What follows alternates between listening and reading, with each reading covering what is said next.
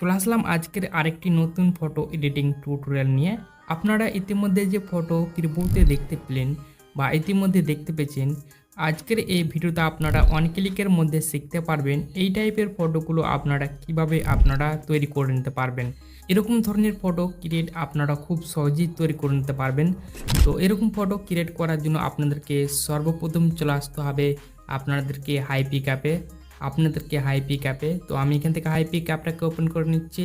তারপর এখানে আপনারা ইম্পোর্টে ক্লিক করে দেবেন। তো এখান থেকে আপনারা অনেকগুলো ফাইল পেয়ে যাবেন। তো এখান থেকে আমি একটি ফাইল বেছে নিচ্ছি যে ফাইলে ফটো আছে। এখান থেকে আপনারা যে কোনো একটি ফাইল বেছে নেবেন যে ফাইলে ফটো আছে। ফাইলটাকে বাছার পর এখান থেকে আপনারা অনেকগুলো ফটো পেয়ে যাবেন। যে ফটোটা আপনারা এডিট করতে চাইছেন আপনারা সেই ফটোটাকে সিলেক্ট করবেন। ফটোটা কিন্তু এখানে অ্যাড হয়ে যাবে। অ্যাড হওয়ার পর এখানে আপনারা অনেকগুলো টুলস পেয়ে যাবেন। তো প্রথমে আপনারা অ্যাডজাস্টে ক্লিক করে দেবেন। তারপর এখান থেকে আপনারা অ্যাডজাস্ট করে নেবেন। আমি এখানে অ্যাডজাস্ট করে নিচ্ছি। প্রথমে এআই এনহ্যান্সে ক্লিক করে দেবো। এটা অফ থাকবে, এটা অন করে দেবেন। তারপর অটো অ্যাডজাস্টে ক্লিক করে দেবেন। ফটোটা অটোমেটিক্যালি অ্যাডজাস্ট হয়ে যাবে। তারপর আপনারা কী করবেন, আপনারা গ্রুপ অপশানে ক্লিক করে দেবেন। গ্রুপ অপশানে ক্লিক করার পর ফটোটাকে এরকমভাবে গ্রুপ করে নেবেন। ফটোটাকে গ্রুপ করার পর এআই এক্সপ্লেন্ডে ক্লিক করে দেবেন। তারপর এখান থেকে আপনারা কী করবেন, অ্যাপসেট রেশিও পেয়ে যাবেন। এখান থেকে আপনারা অ্যাপসেট রেশিওটাকে সিলেক্ট করবেন।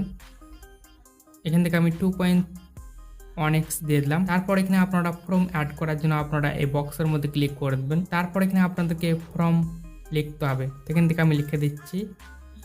এই ফর্মটি আপনারা পেয়ে যাবেন আমার ভিডিওর ডিসক্রিপশন বক্সে। এই ফর্মটি পেয়ে যাবেন, কপি করে নেবেন। তারপর এখানে আপনারা অ্যালাউ বাটন ক্লিক করে দেবেন। অ্যালাউ বাটন ক্লিক করার পর জেনারেটে ক্লিক করে দেবেন। এখানে 0 থেকে 100% হবে এটা প্রসেস হতে। এখানে আপনাদেরকে 3টি ফটো এডিট করে দিয়ে দিবে। যেটা পছন্দ হবে আপনারা সেটার উপরে ক্লিক করে দেবেন। তারপর এখানে আপনারা অ্যাপ্লাইতে ক্লিক করে দেবেন। তারপর এখানে আপনারা অ্যাডসে ক্লিক করে দেবেন। তারপর এখান থেকে আপনারা আবার এআই এনহ্যান্সে ক্লিক করে দেবেন। এই ফটোটা এনহ্যান্স হয়ে গেছে।